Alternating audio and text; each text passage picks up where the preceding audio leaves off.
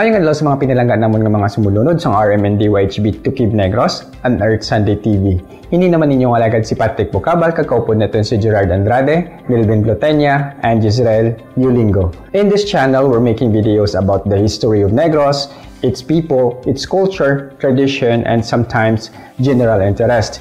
If this is your first time watching our video, make sure you hit the subscribe button and click on the notification bell so you won't miss any of our content. A British businessman and diplomat, he is called as the father of sugar industry in the Philippines.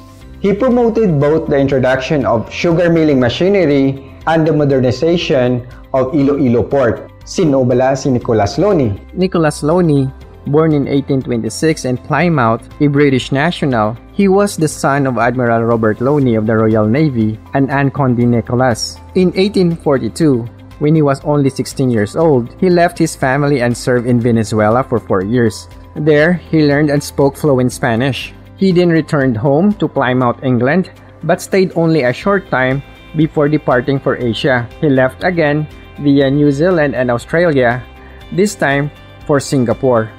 He learned about the increasing Manila trade in Singapore, which was largely dominated by British commercial houses. In May 1851, Nicholas was appointed to the correspondence department of the firm in Manila. As the Philippines opens to international trade, Keir and Company sent him to Manila, where he became a popular figure among the business community. When Iloilo City was open international trade in 1855, he was appointed as British consul in Iloilo the following year in 1856. During his stay in Iloilo, he did some business on his own account by bringing goods from Manila for sale in Iloilo, but not with any great success. One of Loney's responsibilities was to promote the trade of British and other foreign commercial houses in Manila by giving them information about the opportunities and acting as their agent. A specific challenge was to promote direct trade between Iloilo and foreign countries. He discovered several products for export and finally settled on sugar, as there was a big demand for sugar in Europe. At the time, the scale of cultivation of sugarcane was still limited and the production of sugar was faulty and inefficient. In 1857, Loney visited the inner towns to see for himself the situation and was deeply fascinated by the soil's fertility. He assumed that more money and better technology could improve the company considerably. Also, the existence of Negros' vast, rich and virgin land added to the potential. Loney also envisaged the neighboring island's Iloilo Port as the base for sugar. Now, Nicholas Loney is set to modernize the sugar industry. He focused on the cultivation as well as milling. Loney now offered to sell machinery on an installment basis in hopes of making profit from the increased amount of sugar output for export. This was a success. Iloilo and Negros had already 30 iron mills working by 1861. He also introduced higher yielding varieties of sugarcane, which he imported from East Indies. In addition, Loney has started giving crop loans to clear and till the land, buy seedlings and draft animals, and recruit laborers. The loans gave interest at 8%, while the prevailing rate was between 30 and 40% per year, but with the guarantee that the crop loan would be sold to Loney. There were no banks at the time, and the farmers had nowhere to obtain credit except from their fellow farmers, and some ended up losing their land to Pacto de Retro schemes. Nicholas Loney initiated formal credit, which paved the way for a more organized system for agricultural crop loans. Loney then built remodeled Lorcha to ship the sugar from Negros to Iloilo, and developed a shipyard on Guimaras Island and Buena Vista. Another outcome of this was the increase in the value of land and animals, and in wages from 12.5 cents a day to 18.75 cents a day. Sugar plantations in Negros are rapidly increasing in size and number, leading to a large-scale migration from Panay to Negros. Many Iloilo families moved to Negros in 1856 to start their own haciendas. Nicholas Loney supported them and became a good partner and friend to most of the planter families in Negros. He has been solely responsible for the sugar industry in Negros and in the Philippines. Loney marries Lieutenant Trashler. He built a new house for them near Tabucan, just across the river where the bridge connects Iloilo to what is now La Paz.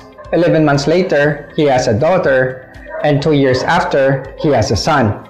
Nicholas Loney, father of Philippine sugar industry, enjoyed traveling, and those trips were spent marveling at our island's natural resources. Ironically, his death was the product of his passion for the love of nature. On a trip to Mount Canlaon, he fell ill of a tropical disease and died on April 23, 1869. The burial site was by the seashore facing Point Bundulan on Guimaras. By voluntary subscription among the residents of Iloilo, Haro, and Molo, money was raised for a marble obelisk. The monument was destroyed in 1945 to expand Rizal Street and not reconstructed. In March 1981, a statue of him was unveiled at the end of Muyi Luni. In March 2004, the municipal board passed a resolution naming the city front Muyi Luni. Historian Alfred McCoy criticized Loney's contribution to Philippine development, claiming that Loney's primary aim to Iloilo was to destroy the textile manufacturing industry in order to substitute imported British cotton, and that his contribution to sugar industry was merely incidental. However, we are still thankful sa contribution ni Nicholas Loney because without him, siguro wala nag-flourish ang aton nga sugar industry diri sa Negros. Wala siguro dalag ko ang asyenda and siguro jutay lang sa asyenderos. Because of him, he made the province of Negros as one of the rich province in the Philippines. And without him, Negros sugar industry does not exist today. Before I end this video, I just wanted to have a big shout out kay Denrod Silonga. Ang question mo regarding about sa history sang Pahanokoy or how the Pahanokoy got its name, probably sa next week na lang natin i-discuss or in my next video. I tried to contact the Barangay Hall of Pahanokoy but it's no avail. Kay mabudlay mag-publish sang video, especially sang history, kung hindi nato na ma-verify ng information. So thank you so much sang imo questions and rest assured we will answer that next week. Kung gusto ninyo magdaog sang 300 pesos paagi sa pagsabat sang trivia, magpamati lang sang RMND YHB Tukib Negros kada Domingo alas 11:30 hasta alauna sang hapon. Kag kung gusto naman ninyo mga nagabaga nga balita, kag matahom nga drama sang RMND YHB, magpamati lang sa Radyo 747 kag i-like ang amon nga Facebook page at DYHB Tatak RMN page. Alright, parting words. Knowledge will give you power, but character, respect. Thank you so much and see you next week.